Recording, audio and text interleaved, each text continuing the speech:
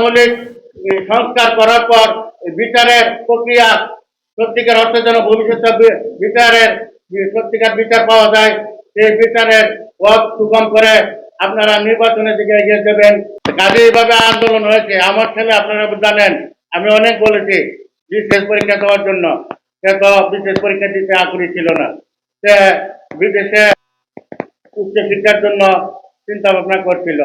এই ছেলে শহীদ হয়েছে শুধু তার স্বার্থ রক্ষার জন্য নয়, মানব সেবার জন্য, মানুষের জন্য। এই স্বপ্নকে সামনে রেখে সে আন্দোলনে অংশগ্রহণ করেছিল এবং শুধু আন্দোলনে অংশগ্রহণ করে নাই, সে চিকিৎসা সেবা, পানি বিতরণ, বিভিন্ন সেবামূলক কাজের মাধ্যমে শহীদ হয়। তাই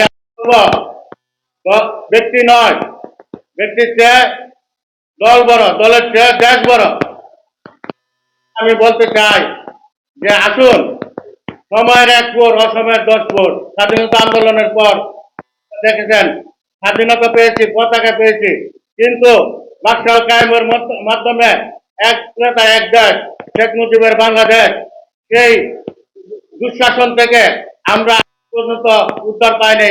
আমার জানা মতে শহীদ জিয়াউর রহমান যে গণতন্ত্রকে হত্যা করেছিল শেখ মুজিব, একদলীয় বাকশাল কায়েম, শহীদ প্রেসিডেন্ট জিয়া রহমান এদেশের স্বাধীনতার ঘোষক, বহুদলীয় গণতন্ত্রের প্রবক্তা, সেই শহীদ প্রেসিডেন্ট জিয়া রহমানের মাধ্যমে এদেশ আবার একটু স্বস্তির মধ্যে আসছিল, গণতন্ত্র ফিরে পেয়েছিল।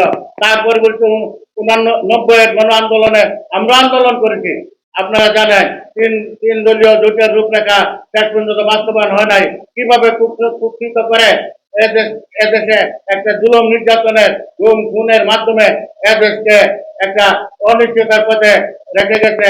সেই অনিশ্চয়তা থেকে এদেশকে মুক্ত করতে কোন স্বার্থের জন্য নয়, কোন রাজনৈতিক অভিলাষ প্রতিনিধিত্ব করার জন্য নয়, তাদের স্বপ্ন আকাঙ্ক্ষাকে বাস্তবায়ন করার জন্য।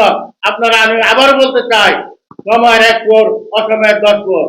এই সময়ে আপনারা স্বাধীনতার যে চেতনা ছিল, তাদের 24-এর গণ আন্দোলনের যে চেতনা, সেই চেতনাকে আপনারা ভুলণ্ঠিত করবেন না।